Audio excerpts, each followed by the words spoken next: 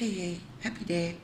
So, I wasn't planning to do another reading this week, but the card that came up in in the looking forward position in a recent reading came up in the past in reverse. So it was like it ended the reading, or it was in the third last card in the top row, and it was in this direction. And I talked about a bit feeling, uh, you know, well, the word coming to mind now is persecuted, and I did say it cuts both ways, and perhaps a bit of a dark night of the soul. And I talked about the roses, and well, it came up now as the first card, which shows us the past energy, which is now in reverse. So perhaps we are getting on top of things. And something I've never noticed in this card, I'm putting it upside down. Look at this ladder. I never noticed that these swords were not, I always thought they were absolutely in alignment. But look at that, it's like steps. We have perhaps climbed that Jacob's ladder that I mentioned, perhaps in the same reading. And so that was pretty exciting. And the next reason is because our infamous emperor raises brings his presence forth. Number 4, Aries card, and he's about stability and fire and passion and grounding energies. Very base chakra color here. He's wise, and he is looking to this Nine of Swords, and almost like with a little bit of a and it's like we're not there, but we're here currently, or striving to be here at this time. It's a major arcana. 4 represents, like I said, stability, foundations, home, security. And then looking forward card is 6, and 6s have been coming up for me a lot recently, and in the readings, as I always see it as pregnancy. If you look at the number, it looks like a pregnant belly. And I've talked about how if you look at the chakras from chakra 1 to 7, if they represented numbers 1, the scale of 1 to 10, 1 to 5 would be the lower chakras, so from anything below the heart chakra, which is the red of the emperor, and then anything above the heart chakra would be the higher consciousness aspects of our being. And so 6 shows that we are rising above our baser instincts, needs, perhaps focusing a bit more on our wants. And it shows that we are leaving turbulent storms behind, and we are moving into calmer waters. Perhaps we are guided. We just need to have some faith and hope.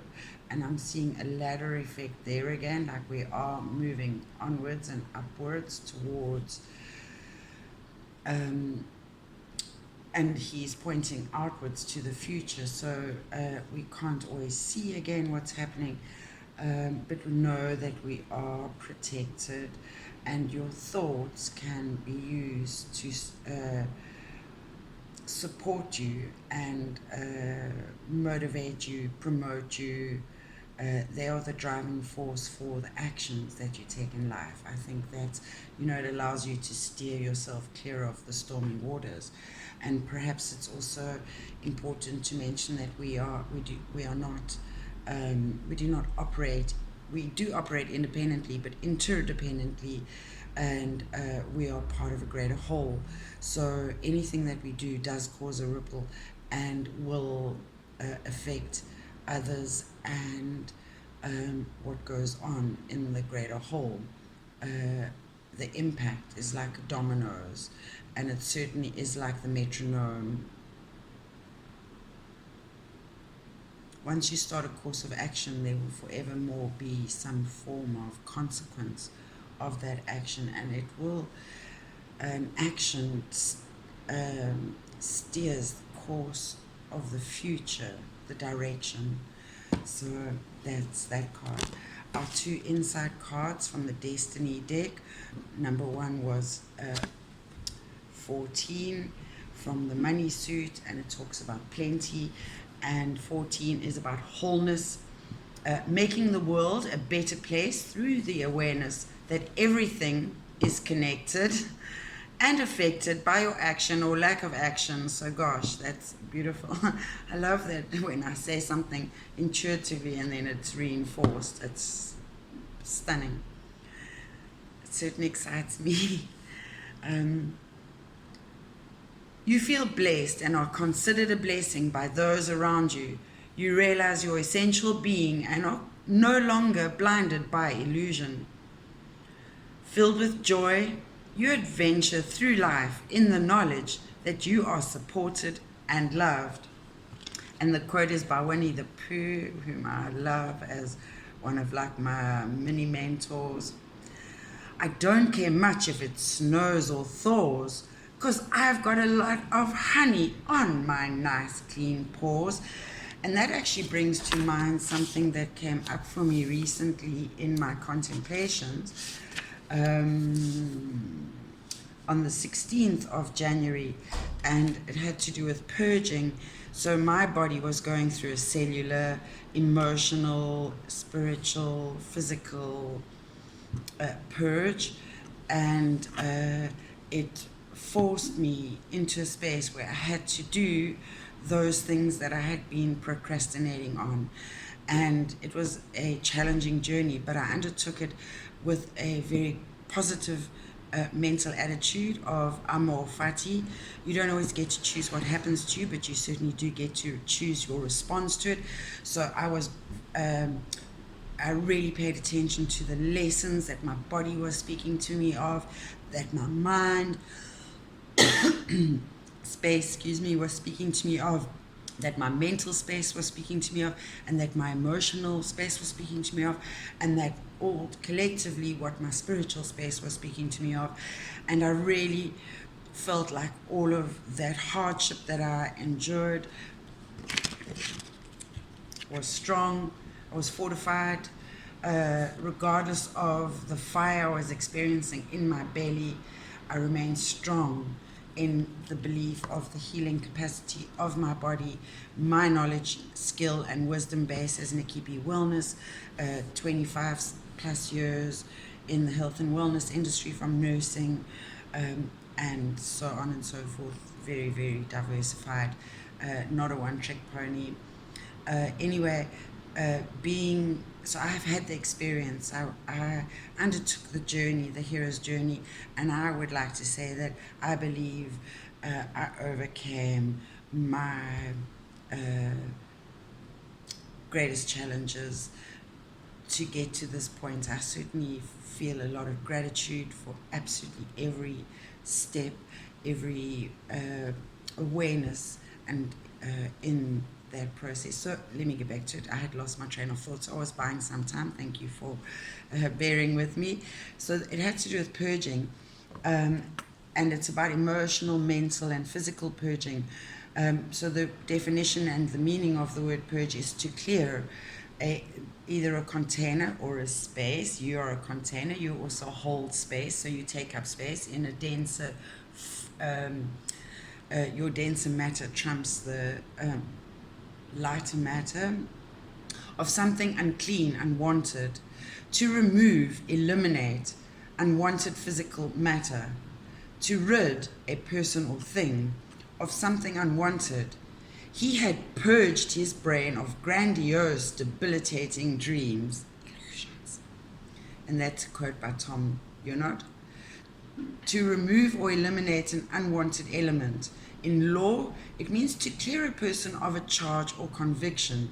In medicine, to cause evacuation, usually of the bowels, to induce vomit.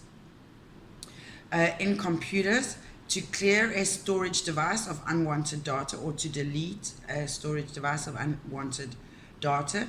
We can purge of nations, religions, or there's purging of nations, religions, segregation, its forms of segregation. In the Anglo-French, the source meaning of the word is purger, cleanse, clear, purify. In Old French, purgir means to wash, clean, refine, or purify. And it's not just physically, it's also morally. In Latin, purgare, especially of the body, free from what is superfluous. Figuratively, it means to refute, justify, or vindicate. So if you break the word up, it becomes purus, which means pure, and agere, meaning to set in motion, drive, to do, perform.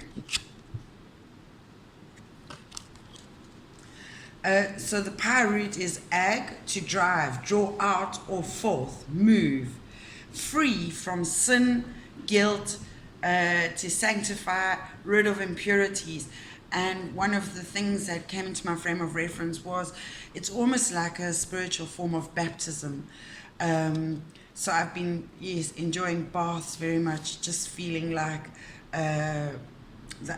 I'm, clean from inside out. Very much that cleanliness is next to godliness, and it isn't just about looking good on the outside. It's really about being clean inside your body, like actually physically, also cleaning your mind, have good thoughts, good intentions, love, goodness, clean heart.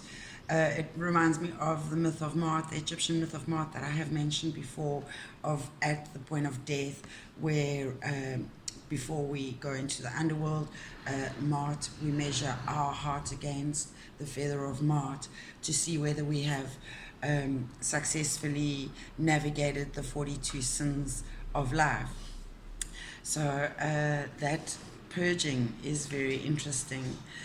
Let's look at the money suit quickly. It represents money, wealth, and sustenance, and how you choose to exercise power. Money represents the fruit of your labor and calls into question your attitude to wealth. The means by which you acquire it and the way that you use it reflects your values. A lack of money is closely related to where and how you invest time and energy. Focusing on what you really want to do or are prepared to do to create wealth may resolve the conflict of not having enough and will enable you to place emphasis on doing the right things to acquire it. This suit is about how you exercise power in relation to others. It highlights, the power dynamic present in a relationship. And then the next insight card, Destiny Insight card, was number 1 from the work